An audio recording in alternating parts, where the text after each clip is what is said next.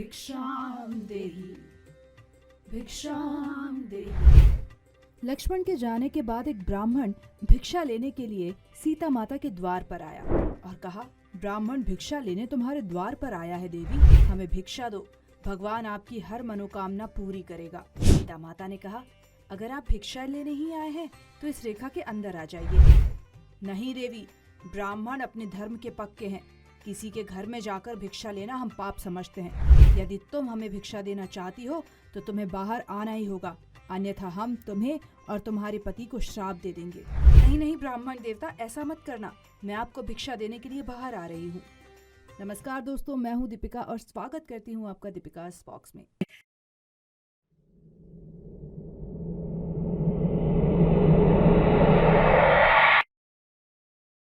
इतना कहकर सीता माता ने लक्ष्मण रेखा पार कर ली। बस रावण के लिए तो यही अवसर था। उसने सीता जी का हाथ पकड़कर उसे अपनी ओर खींच लिया और उसे कंधे पर लाद कर वहां से दौड़ पड़ा। बचाओ बचाओ, श्री राम मुझे बचाइए, ये पापी मुझे पता नहीं कहाँ ले जा रहा है, बचाइए हे राम राम। तुमको रावण के हाथों से राम तो क्या स्वयं भगवान भी नहीं बचा सकेंगे। अब तुम लंका की रानी बनोगी, लंका की। धोखेबाज पापी, तुम मानव नहीं राक्षस है। सीता जोर जोर से रोती हुई उसे भला बुरा कह रही थी। उसकी हालत इतनी अधिक खराब थी कि मुंह से आवाज नहीं निकल रही थी।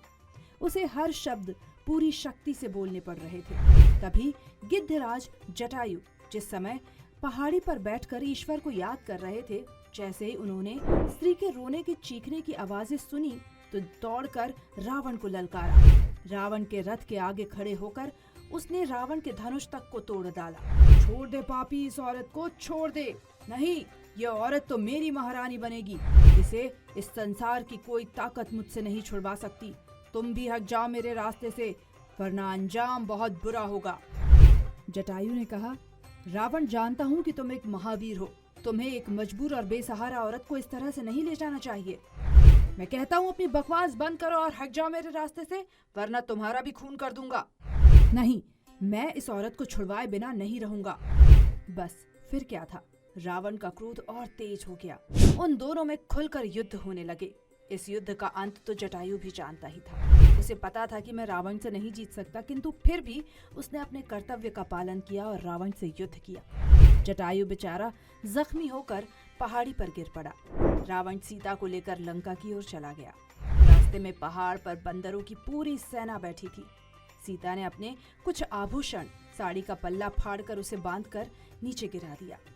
राम ने जैसे ही लक्ष्मण को अपनी ओर आते देखा, उसी समय उनका माथा ठनक गया। अवश्य शत्रु की ये चाल है, किंतु होनी को आज तक किसने टाला है जो इस समय टल जाती।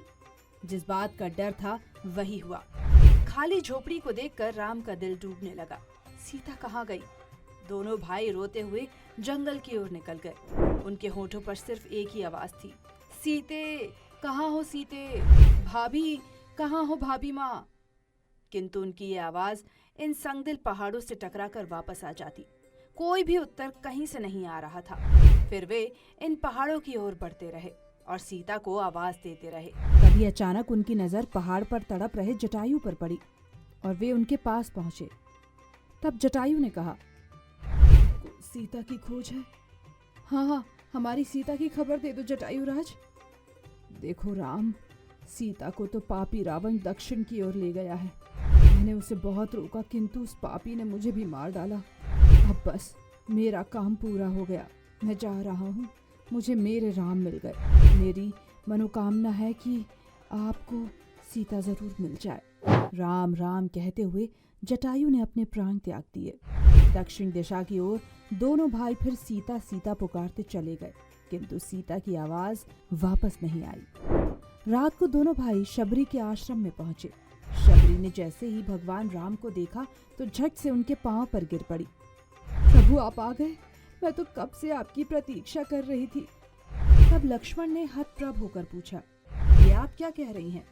तब शबरी ने बताया, बात भगवान राम के जन्म के पहले की है, जब भील आदिवासी कबीले के मुखिया अश के घर में मैं पैदा हुई थी।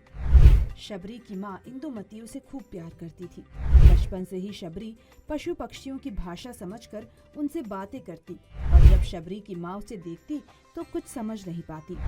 कुछ समय बाद पंडित ने शबरी के परिवार को बताया कि वो आगे चलकर सन्यासी बन सकती है। इस बात का पता चलते ही शबरी के पिता ने उसका रिश्ता तय कर दिया। जैसे ही शादी का दिन नजदीक आया, शबरी के घर वालों ने खूब सारी बकरियां और अन्य जानवर घर के पास लाकर बांध दिए। एक दिन शबरी की माँ जब उसके बाल बना रही थी तो उसने माँ से पूछा कि इतने सारे जानवर हमारे घर क्यों लाए गए हैं। माँ ने जवाब दिया कि बेटी, तुम्हारा विवाह होने वाला है, इसलिए हम लोगों ने इनका इंतजाम बलि के लिए किया है। तुम्हारी शादी के दिन ही बलि प्रथा होगी और फिर इनसे स्वादिष्ट भोजन बनाकर सबको परोसा जाएगा। ये सब सुनकर शबरी दुखी हो गई। काफी देर तक शबरी ने उन जानवरों को आजाद करने के बारे में सोचा। सोचते सोचते शबरी के मन में हुआ कि अगर ये जानवर यहाँ नहीं होंगे तो इनकी बलि रुक सकती है। ऐसा नहीं हुआ तो मेरे घर से कहीं जाने में ये बलि रुक जाएगी। जब मैं ही नहीं रहूंगी तब न विवाह होगा और न ही बलि प्रथा। इससे मासूम जानवर भी बच जाएंगे। इसी सोच के साथ जानवरों को रखी गई जगह पर शबरी पहुंच गई। उसने सोचा कि उन्हें खोल देती हूँ, लेकिन वो ऐसा नहीं कर पाई। उसके बाद शबरी जंगल की तरफ भागने लगी। भागते भागते शबरी ऋषिमुख पर्वत पर पहुंच गई, जहाँ करीब 10,000 ऋषि रहा करते थे। शबरी को लगा कि वो इसी जंगल में किसी तरह ऋषि मुनियों की सेवा करके अपना जीवन जी लेगी। वो चुपचाप उसी जंगल में एक हिस्से में किसी तरह से रहने लगी। शबरी रोजाना ऋषि मुनियों की झोपड़ी के आगे झाड़ू लगाती और हवन के लिए लकड़ियां भी लाकर रखती थी। ऋषि मुनियों को समझ नहीं आ रहा था कि जंगल में उनके काम अपने आप कैसे हो रहे हैं। एक दिन शबरी को किसी ऋषि ने देख लिया। उसे देखते ही उसका परिचय पूछा। जैसे ही शबरी ने बताया कि वो भील आदिवासी परिवार से संबंध रखती है, तो उसे ऋषियों ने खूब डांट लगाई कि इस तरह से कोई महिला ऋषि मुनियों की सेवा कर सकती है। इतना सब होने के बाद भी शबरी हर ऋषि मुनि के दरवाजे पहुंचती और उनके आंगन में झाड़ू लगाकर उनसे गुरु दीक्षा के लिए कहती। ऐसा होते होते काफी समय बीत गया। उसके बाद शबरी मतंग ऋषि की कुटिया में पहुंची। वहां पहुंचकर मतंग ऋषि को शबरी ने बताया कि उन्हें उनसे गुरु दीक्षा लेनी है। उन्होंने खुशी खुशी उसे अपने गुरुकुल में रहने दिया और भगवान से जुड़ा ज्ञान देते रहे। शबरी ने भी अपने गुरु मतंग ऋषि की सेवा में कोई कसर नहीं छोड़ी। वो गुरुकुल के सारे काम करती थी। शबरी से खुश होकर मतंग ऋषि ने उसे अपनी बेटी मान लिया। समय के साथ मतंग ऋषि का शरीर बूढ़ा हो गया। उन्होंने एक दिन शबरी को अपने पास बुलाया और कहा, बेटी, मैं अपना देह त्यागना चाहता हूँ। बहुत साल हो गए हैं इस शरीर में रहते रहते। शबरी ने दुखी मन से कहा कि आपके ही सहारे तो मैं इस जंगल में रह पाई हूँ। आप ही चले जाएंगे तो मैं जीकर क्या करूँगी। आप अपने संग मुझे भी ले चलिए, मैं भी देह त्यागती हूँ। मतंग ऋषि ने जवाब दिया कि बेटी, तुम्हें चिंता करने की कोई जरूरत नहीं। राम तुम्हारी चिंता करेंगे और ध्यान भी रखेंगे। शबरी ने राम का नाम सुनने के बाद पूछा कि वे कौन हैं और मैं उन्हें किस तरह ढूंढूंगी। मतंग ऋषि ने बताया कि राम कोई और नहीं, भगवान विष्णु है। वो तुम्हें सारे अच्छे कर्मों का फल देंगे। तुम्हें उन्हें ढूंढने की जरूरत नहीं। वो एक दिन तुम्हें ही खोजते हुए इस कुटिया में आएंगे और तुम्हें उनके हाथों ही मोक्ष मिलेगा। तब तक तुम इसी आश्रम में रहो। इतना कहते ही मतंग ऋषि ने अपना शरीर त्याग दिया। शबरी के मन में मतंग ऋषि के जाने के बाद से ही एक ही बात थी कि भगवान राम स्वयं उससे मिलने आएंगे।